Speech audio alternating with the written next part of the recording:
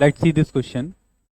इस क्वेश्चन में बच्चों पूछा करेक्ट ऑप्शन आपको बताना है कि कौन सा करेक्ट ऑप्शन है। तो सबसे पहला first of all first option बोला बॉन्ड एंगल के बारे में। तो आप बॉन्ड एंगल के बारे में बताओगे कैसे, है ना। तो इसमें कंसेप्ट क्या, एक्चुअल में कंसेप्ट में बहुत सारे लग रहे हैं। एक तो बॉन्ड एंगल लग रहा है, इसमें अगर बात करें तो ज्योमेट्री का कंसेप्ट है, इसमें हाइब्रिडाइजेशन का कंसेप्ट है, इसमें भी ज्योमेट्री का कंसेप्ट है। तो इसमें लगभग सारे मिक्स कंसेप्ट हैं या हम लोग बोल सकते हैं। एक तो बॉन्ड एंगल का कंसेप्ट है, इसमें बॉन्ड एंगल ज्योमेट्री वगैरह का कंसेप्ट है ना। इन सब से ही हमें इसको समझना है कि कैसे करेंगे। तो जो हम बात करें अमोनियम आयन NH3 और NH2-1, NH4 plus ammonium ion, इसका जब हम लोग ज्योमेट्री बनाएंगे और स्ट्रक्चर वगैरह बनाएंगे तो कुछ इस तरीके से बनेगा। ये आ जाएगा हमारा अमोनियम आयन, ठीक है बच्चों।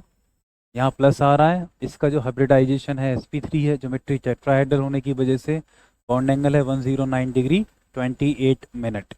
बट हम लोग यहाँ बात करें एंगल इस तरीके से डिसाइड करेंगे तो बहुत कंफ्यूज भी हो सकते हैं।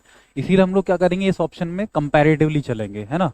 और दूसरा है आपके पास अमोनिया NH3 में क्या है आपके पास, एक लोन पेयर है और 3 बॉन्ड पेयर हैं, हाइड्रोजन हाइड्रोजन हाइड्रोजन। यहाँ एंगल मान लेते हैं थीटा 2।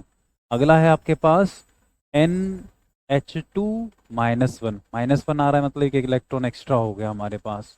ठीक है, तो हमारे पास ये हो गए 3 स्ट्रक्चर्स, 3 कंसेप्ट आ गए हमारे पास। NH2-1, यहाँ थीटा 3 ले लेते हैं बच्चों। यहाँ पे देखो बॉन्ड पेयर रिपल्शन आएगा तो थीटा 1 इतना ज़्यादा मतलब चेंज नहीं होगा, फ्लक्चुएट नहीं करेगा। बट यहाँ पे एक लोन पेयर आ रहा है और एक बॉन्ड पेयर है, तो lone pair bond pair repel करेगा। पीएसईपीआर थ्योरी क्या बोलती है कि लोन पे रिपल्शन सबसे ज़्यादा होता है। तो रिपल्शन कहाँ सबसे ज़्यादा होगा, लोन पेयर आने पे। जब लोन पेयर दो दो होंगे तो रिपल्शन ज़्यादा होगा, इसकी वजह से बॉन्ड क्या हो जाएंगे, अगर ऐसे हैं तो थोड़े झुक जाएंगे, मतलब बैंड करेंगे। तो इस केस में बात करें तो सबसे कम हो जाएगा एंगल, तो हम लोग बोल सकते हैं ऑर्डर में थीटा 3 सबसे कम, थीटा 2 फिर देन थीटा 1। तो ये हमारा बॉन्ड एंगल का ऑर्डर हो गया। तो पहला स्टेटमेंट तो एकदम करेक्ट बोल रहा है। अगला स्टेटमेंट बोला CH3b is a trigonal planar. ठीक है, हम बात कर लेते हैं CH3 होल थ्राइस बी। अगर हम इसकी बात करें तो बोरोन है, बोरोन के पास वैलेंस इलेक्ट्रॉन 3 होते हैं, 3 होते हैं, तो इसका हम लोग स्ट्रक्चर बना लेते हैं। ये कुछ इस तरीके से बन जाएगा CH3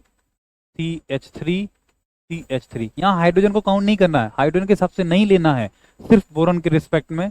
तो इसकी ज्योमेट्री क्या हो जाएगी, ट्राइगोनल प्लेनर। ठीक है बच्चों, ट्राइगोनल प्लेनर हो गया और इसका हाइब्रिडाइजेशन हो जाएगा sp2। तो हम बात करें यहाँ पे स्टेटमेंट सेकंड भी हमारा करेक्ट है, ट्राइगोनल प्लेनर मॉलिक्यूल है। बट नेक्स्ट बोला है कि NH4Cl। ठीक है, हम बात करते हैं नेक्स्ट की NH4Cl। यहाँ है नेक्स्ट हमारा NH4Cl। फर्स्ट ऑफ ऑल जब NH4Cl को हम लोग ब्रेक करेंगे तो एक ये आयनिक कंपाउंड मिलेगा NH4+1 और Cl-1। मतलब NH4+1 में हमें नाइट्रोजन का हाइब्रिडाइजेशन बताना है। तो यहाँ पे जब NH4+ का हम लोग स्ट्रक्चर या शेप या ज्योमेट्री बनाएंगे तो कुछ इस तरीके से दिखेगा। मतलब इस नाइट्रोजन का हाइब्रिडाइजेशन आएगा sp3। क्यों, क्योंकि इसके पास 4 बॉन्ड पेयर हैं और जब 4 बॉन्ड पेयर होंगे तो हाइब्रिडाइजेशन sp3। तो ज्योमेट्री हम लोग बोलेंगे कौन सी है, टेट्राहेड्रल। ठीक है, तो यहाँ पे बॉन्ड एंगल कितना आएगा, तो sp3 में जो बॉन्ड एंगल होता है कितना होता है, 109 डिग्री 28 मिनट। ओके, देन हम लोग यहाँ बात करें, बोला sp3d हाइब्रिडाइजेशन है, बिल्कुल गलत बात है।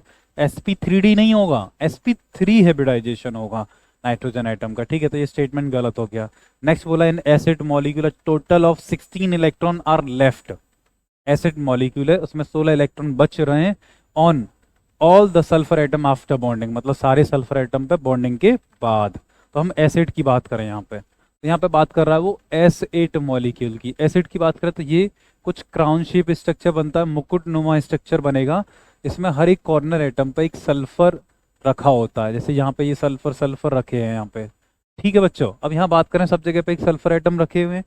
आगे हम लोग यहाँ बात करें कि हर एक सल्फर पे क्या होगा, 2-2 लोन पेयर रहेंगे, क्योंकि 2-2 तो बॉन्ड बना लिया, तो सब पे 2-2 लोन पेयर हो जाएंगे। तो यहाँ पे अगर हम लोग बात करें तो इस तरीके से कुछ इसकी ज्योमेट्री और शेप वगैरह बनेगा।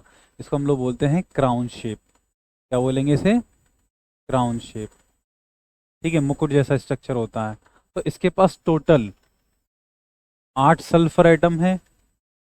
जब 8 सल्फर एटम है तो 8 सल्फर एटम है, एक सल्फर पर 2 लोन पेयर है, तो 8 इंटू 2, तो लोन पेयर मिल गए हमें, मतलब 16 लोन पेयर हुआ।